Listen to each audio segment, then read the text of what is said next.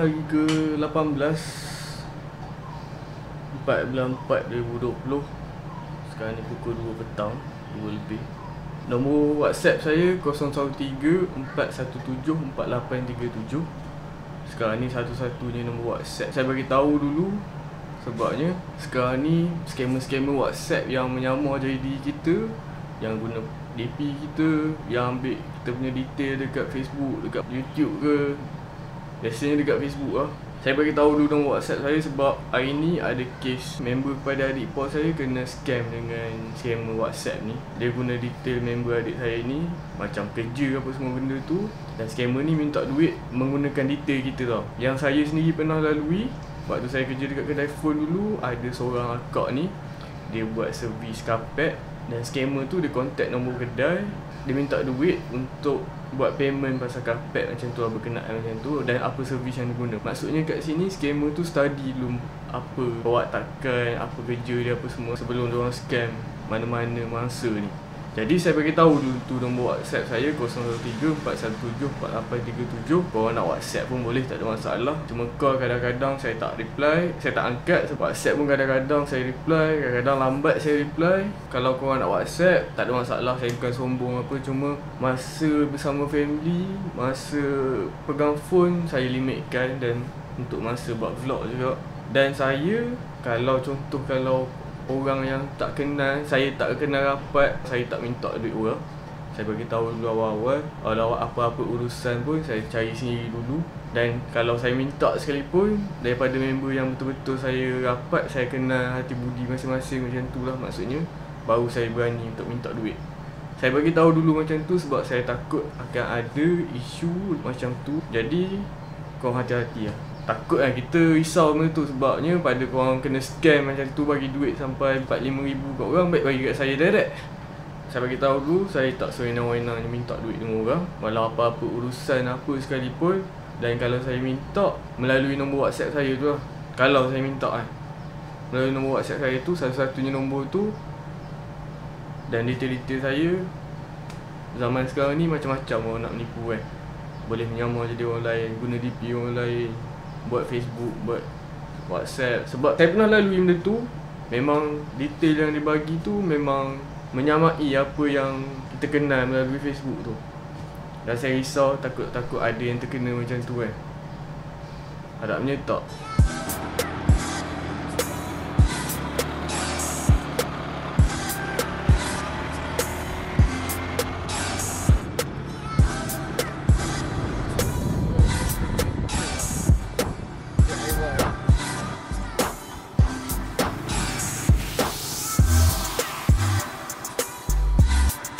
Hari ni dah siap vlog hari ke-14. Pada saya sebenarnya hari ke-14 ni untuk saya sendiri kan. Saya rasa sepanjang 14 hari konten tu, saya rasa yang ni yang paling terbaik pada saya. Dari segi penceritaan, maksudnya dia ada elemen sedih, ada elemen gembira, happy ending, ada cerita pasal saya, ada cerita pasal orang lain, dan nasihat secara indirect, apa kesan COVID-19 ni, kes COVID-19 ni macam mana, secara simple je kan. Dan bila saya edit video tu pun rasa seronok dengan lagu, kenalah pada saya. Untuk cita rasa saya kena, sebab tu saya cakap Chicken Dinner COVID-19 perfect vlog. Untuk saya sendiri perfect. Dia tak ada elemen hebat pun, macam tak ada pun biru, slow motion apa semua benda. Untuk daripada segi cerita, saya suka konten macam tu, daripada real life dokumentari. Dan konten ni untuk buat orang berfikir kan. Biasa tengok cerita penghayatan, cerita ni untuk dihayati. Saya tak ada bagi nasihat secara direct pun apa, tak ada cakap panjang sangat. Cuma saya cerita macam mana hidup saya sebelum ni, macam mana saya kena tipu dia mak. Benda-benda elemen-elemen cakap real life punya, real life, realiti kehidupan. Bawa kereta Wira yang tak berapa, yang tak menggambarkan kesempurnaan hidup langsung pun. Kereta Wira yang ada bunyi tulang anjing apa semua ni, makan dengan Pina. Real life, benda tu realiti kehidupan. Dan sebenarnya benda tu boleh jadi realiti kehidupan orang lain yang mungkin sama nasib dengan saya ke. Bukan nasib tak baik, tapi korang faham kan maksudnya. Bukan tak bersyukur ke apa. Bersyukur sangat-sangat. Alhamdulillah kita semua sekarang ni sihat lagi. Dan cerita tu pun pasal orang lain, bukan saya cakap perfect tu. Maksudnya atas kesedihan orang lain, vlog ni jadi perfect bukan macam tu. Cuma untuk saya cakap daripada segi penceritaan dan editing vlog ni juga, saya buat yang tak ikut flow A to Z. Ada saya jadi bosan kalau A to Z, dan saya buat Z, E, A, B, C, N, Y apa semua tu. Maksudnya daripada akhir saya isi kat depan. Continuity cerita tu, kalau orang kadang-kadang ada orang tak faham cerita macam tu, tapi saya bantulah dengan isi timestamp apa kejadian tu. Agaknya korang faham macam tu. Kalau yang mana tak faham, saya suka cerita macam tu. Dia tak secara direct, kita tunggu-tunggu. Senang je kalau kita nak faham dia. Vlog yang luar biasa, cerita yang luar biasa pada saya. Bukanlah luar biasa tu bukannya maksud hebat, tapi untuk saya sendiri, cerita ni melengkapi tragedi COVID-19 yang berlaku kat negara kita sekarang ni. At least sikit, tak banyak pun sikit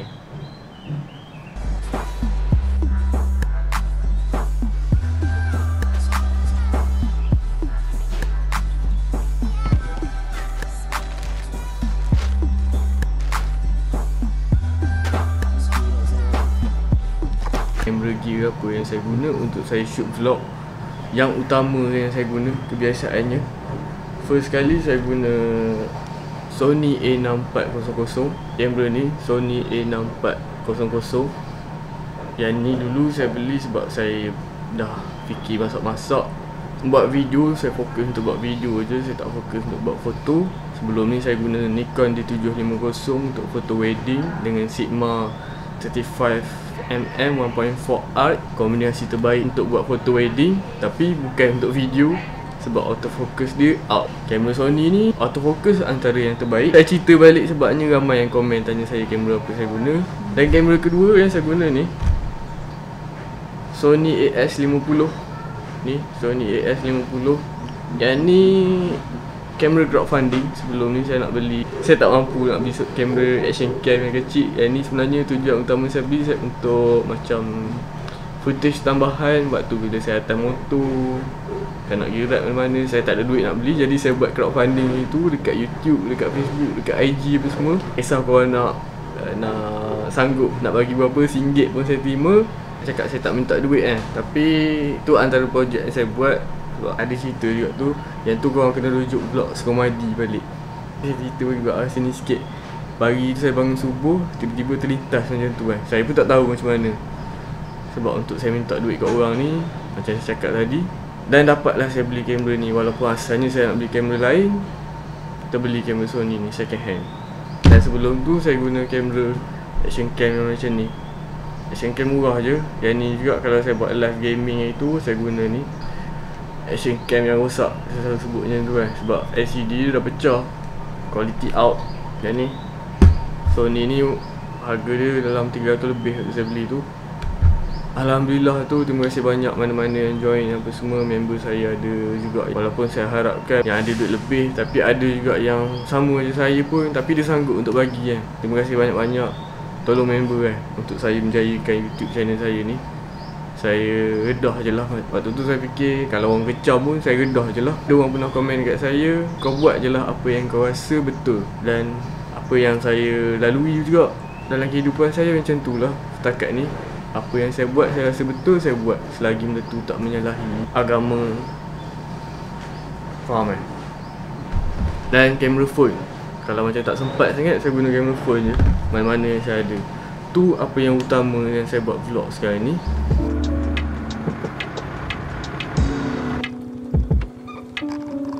Untuk Elvin Pro kejap. Mini tripod yang lagi satu. Sebelum ni saya pakai gimbal sebab saya fokus nak buat video wedding. Tapi sebab sepanjang saya beli kamera ni, satu wedding video je yang saya dapat. Jadi saya fikir, dan saya nak bayar rumah sewa tu, saya jual lah gimbal tu dulu sementara. Dah jual lama apa. Tu je lah gear yang saya guna. Basic je. Yang slow mo apa semua benda tu pasal sebab kamera Sony A6400 ni, sebab dia ada 120 frame per second. Jadi kita boleh buat slow mo 20% slow. Itu yang boleh nampak cinematic juga sebenarnya. Tapi macam saya cakap slow ni, elemen-elemen tu belum buat video kita jadi cinematic. Dan yang paling penting juga sebenarnya untuk buat video, kena ada PC atau laptop yang power untuk korang editing. Untuk korang editing dengan smooth, dengan lancar maksudnya. Untuk buat editing dengan seronok ni, korang tak boleh ada macam bila korang edit tu hang, sangkut-sangkut ke, footage jadi berat. Kalau boleh kita nak eliminate benda tu, tapi boleh pakai proxy, PC, at least i5, ada graphic card, laptop pun lebih kurang spek macam tu. Walaupun korang guna DaVinci Resolve ataupun Premiere Pro, tapi bila jadi berat, korang still boleh buat editing dengan lancar. Kena guna proxy. Secara mudahnya proxy ni dia convertkan footage kita jadi kecil, dan kita editing berdasarkan file yang kecil tu. File yang besar ni simpan, dan bila kita render dia akan guna file yang besar tu. Jadi kita akan dapat full highest quality file yang untuk bila kita render. Dan kita editing file yang kecil tu lah. Senang untuk buat kerja yang ringan. Tu tujuan proxy. Tutorial dia korang boleh search dekat YouTube, banyak sebenarnya, banyak sangat. Rasa saya tak perlu buat yang tu, sebab saya rasa buat akan jadi panjang vlog. Sebab benda tu nak kena detail lah. Saya tak pandai nak buat video yang straightforward ni. Tengok macam sekarang ni pun bercakap pun tiba-tiba belah melalut ke lain. Saya pernah cakap dan saya cakap sekali lagi, untuk buat vlog yang power daripada segi penceritaan ni, tak memerlukan gear yang power. Yang penting macam mana kita buat cerita. Gear power penting bila korang dah sampai satu level. Bila korang dah unlock level tu, masa tu gear jadi penting. Ataupun kita ada projek apa-apa nak buat, masa tu gear dia penting. Takkan kita nak shoot untuk customer, kita nak guna camera phone kan. Melainkan kalau customer tu rela hati macam tu. Tapi kalau saya akan try guna apa yang dengan kualiti yang baik lah, berapa hati tu buat kerja kan. Sebab tu tak dapat job, sebab customer lagi pilih harga yang murah, bukan pilih hasil kerja. Hari ni juga member saya laptop yang semalam nak kena format Windows 7 to Windows 10. Harga saya biasanya untuk format saja RM50. Dia format laptop ni senang, banyak tutorial dekat YouTube. Tapi bila sampai tahap yang payah tu, contohnya macam hard disk partition ni, dia tak sama version Windows yang dia orang nak. Contoh MBR pada GPT, banyak benda teknikal lah. Tiba-tiba tak boleh format, BIOS problem lah. Mahal dia kat situ sebenarnya. Pengalaman tu RM50 tu saya dibayar untuk pengalaman saya. Sebab kalau ikutkan mana-mana yang tengok YouTube, ada pendrive ke CD Windows untuk format, mesti boleh format. Tapi bila sampai masalah tu, yang tu orang banyak tanya saya balik, rujuk pada saya balik. Kadang-kadang saya pun taklah pandai sangat, sebab saya pun banyak Google je sebenarnya. Saya cakap kat orang, kau Google je lah. Sebab kadang-kadang saya tak sempat kan. Kadang-kadang saya jadi counter pertanyaan juga untuk ni. Biasanya saya layan lah. Kadang-kadang kalau saya sibuk sangat, kadang kita tak sempat dah nak reply. Bukan kita sombong, kita tak sempat nak reply. Kalau reply pun lambat. Harap korang faham lah. Dan insyaAllah kalau korang tanya, saya jawab. Saya tak ada lah jawab, korang Google je lah. Kalau member rapat lah, saya main-main je sebenarnya cakap korang Google je. Korang Google je lah, senang biasanya saya cakap yang tu lah. Sebab saya pun sebenarnya saya banyak Google je daripada pembacaan je semua tu. Sebab saya pernah cakap, saya tak belajar benda ni secara... Benda ni bukan belajar dalam kelas. Benda ni daripada pengalaman, apa yang saya buat, apa yang saya cari dekat ni. Dan ramai orang yang pandai dengan cara macam tu sebenarnya. Bukan saya seorang. Saya tak pandai mana pun, ilmu sikit je.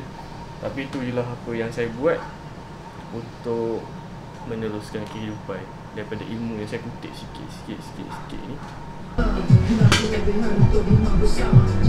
Biasanya laptop customer ni saya akan backup dulu data-data dia sebelum proceed untuk format.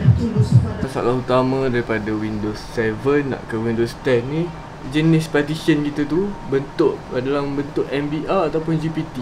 MBR biasanya version Windows yang lama-lama ni, Windows 7 apa semua. GPT ni start pada Windows 8, Windows 10 sekarang ni pakai. Biasanya saya cuba untuk convert macam ni dulu. Rasanya saya kena cabut hard disk ni juga. Cabut hard disk, convert dalam PC saya dulu, lepas tu baru masuk dalam ni. Sebab nak convert guna main tool partition wizard ni tak boleh. Kalau tak jadi unbootable. Tak boleh, kita try dulu. Tengok macam mana, boleh tak boleh. Kalau tak boleh, backup dulu file dekat hard disk lain dulu, lepas tu baru ni. Saya tak ingat dah sebelum ni saya pernah buat. Tak ingat dah macam mana. Banyak sangat ni. Kalau boleh kita tak nak format lah hard disk tu kan, untuk convert daripada MBR ke GPT. Sebab makan banyak masa, nak kena copy data dulu. Sebab saya pun tak ada hard disk backup sekarang ni. Masuk hard disk dalam external punya casing. Sekarang ni hard disk dia MBR partition management dia tu. MBR convert pada GPT guna mini tool partition wizard. Okay, dah settle. Tu cara paling senang kalau nak convert MBR ke GPT. Dia ada cara untuk kita, laptop dia ada, pakai coding pun boleh. Lupa lah, dalam CMD, tapi CMD kita boleh key in dalam tu command untuk kita convert MBR pada GPT. Tapi Windows punya standard ni dia akan hilangkan kita punya data kat dalam tu. Bila saya pakai mini tool partition wizard ni, data-data kat dalam tu selamat, boleh tu convert MBR pada GPT direct macam tu je. Tak perlu format apa, tak perlu backup data dulu. Alhamdulillah, senang kerja kat situ. Yang tu melalui pada pengalaman. Nampak kerja senang kan, tapi kalau orang tak tahu, tu boleh pening kepala 2-3 hari.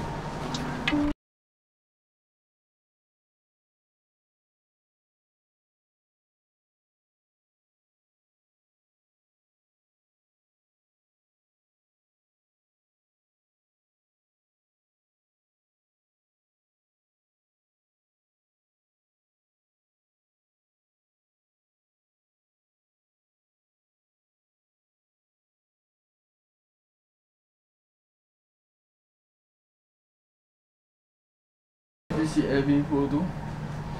Esok insyaAllah kita proceed dengan PC Elvinco ni. Sebab hari ni dah lewat. Hari ni sibuk sikit. Rezeki COVID-19 agaknya. Rezeki daripada doa-doa korang agaknya. Murah sikit rezeki trade ni. Bila rezeki kita tiba kat rompi ni macam banyak pula datang. Rasa macam berat pula nak pindah. Tapi kita tak kena pindah. Kita nak cuba situasi yang lain. Rasa mungkin minggu depan aku nak try angkut barang sikit-sikit insyaAllah. 4 bulan 4 2020 ada 150 kes baru bagi COVID-19 kat Malaysia. 150 kes baru menjadikan total kes 3,483. Ada 88 orang yang discharge hari ni, lagi ramai daripada semalam, menjadikan total yang discharge dan sembuh 915. Dan ada 4 kes kematian hari ni, menjadikan total kes kematian 57 orang. PC Elvinco ni mungkin untuk esok.